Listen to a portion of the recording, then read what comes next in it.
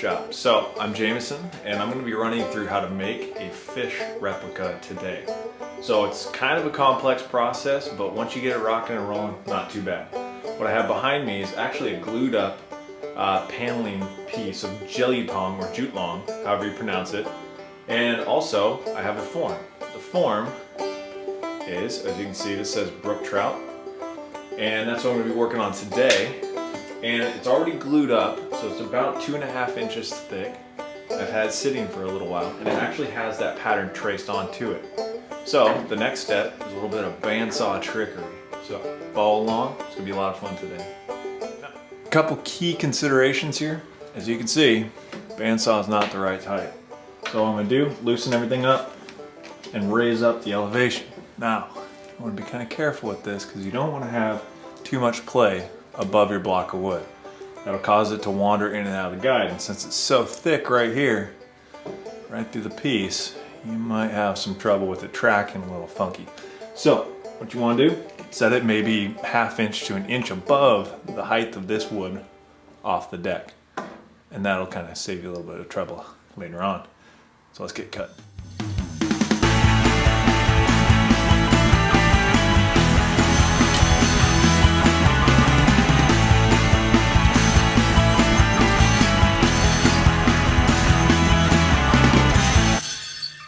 Now that we have a whole bunch of pieces, kind of looks like a little Lincoln log piece here, we're going to actually reattach them with hot glue. That allows us to get a flat working surface so we don't have a little teeter-totter effect when we're playing with the bandsaw, because that can really go downhill quickly. It also allows us to figure out the shape that we want the top profile of the fish to be. So, hot glue. Glue is heated up. We're going to apply a little bit to the bottom here. And by a little bit, I mean a little bit goes a long ways. And that will sit, as that dries, it'll sit nice and flat right there. Take a front piece, very little bit, dries quickly, and voila,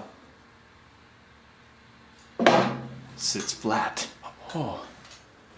And remember to unplug your hot glue gun. It sounds simple and stupid, but it happens to everyone. You don't want to burn your house down for hot glue. It's not worth it. Time for a little Bob Ross moment. We're going to get creative. So, I have my pattern, the one I'm about to glue together. Now I want to figure out how the heck we're going to make the top actually work. What direction do I want the fish? Now, you can see the side profile. There's a fish. Now, let's figure out what we do on top. All we do is start with the center line. It's not hard and fast rule, but that's kind of the angle I want my fish to take. So he'll be turned to the right.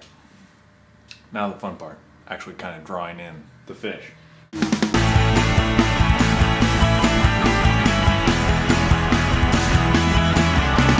What you got here is a general idea of a fish. It's a little chunky for a trout, but we'll make it work.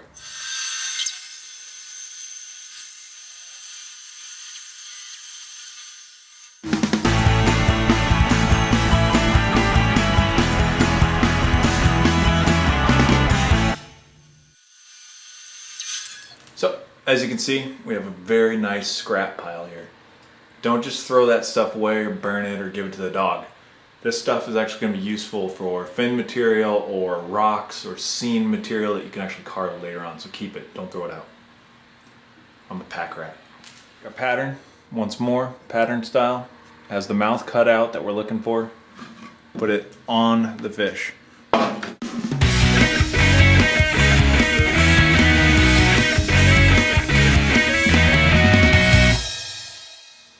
Alright, so as you can see here, I actually have what looks to be a fish. On both sides, the fish is actually drawn in.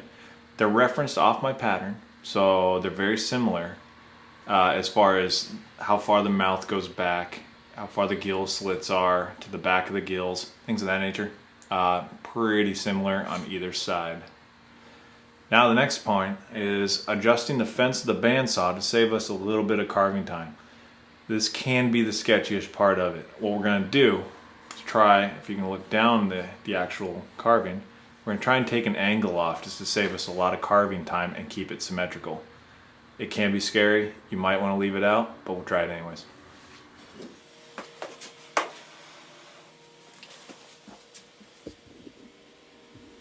Alright, we have a center line on one side. What we're going to do is we're going to actually draw another one on the other side because we're going to be flipping this around and we want to know our relative center.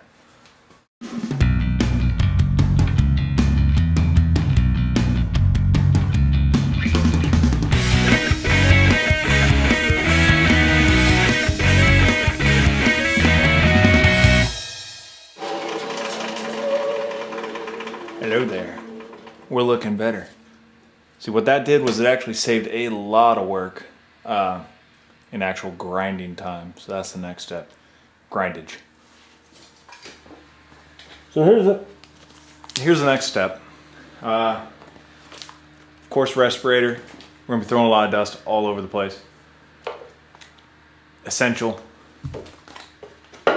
Fish. We're gonna take our grinder, right here. This is a 4-inch angle grinder. What we're gonna do is a 50 grit little grinding wheel on there. So what we're gonna do is take the grinder wheel and very carefully, not hitting your fingers. I've done it, it sucks. We're gonna work around the actual angles of the fish. So around the gills and just kind of get a rough fished out area. Make sense? Good.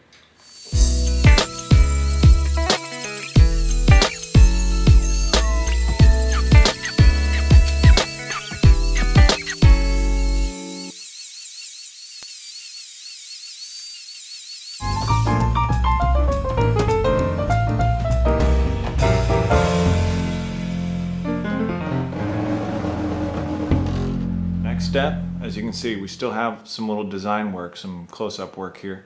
I'm going to go ahead and actually use my Dremel tool with a little sanding disc on it, and also this little cool guy, which is another metal carbide tip for the Dremel. And I'm going to hog out some of the areas around the lines you can see on the head. That'll be the final detail part, and then I'll sand everything down and get ready for fins.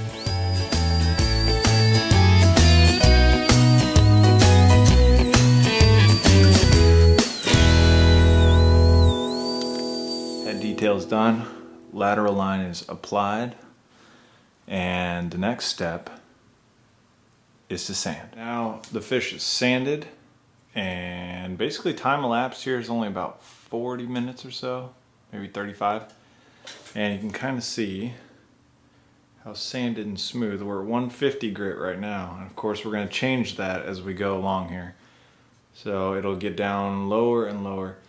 And I obviously haven't got into the inner cracks inside the gills and areas like that. So what I'm going to do there is get a hand piece of sandpaper. I'm going to actually get into the detailed spots later on. So now it's on to fins, which will be the next part of my little episode piece here. So we're going to do it one piece at a time.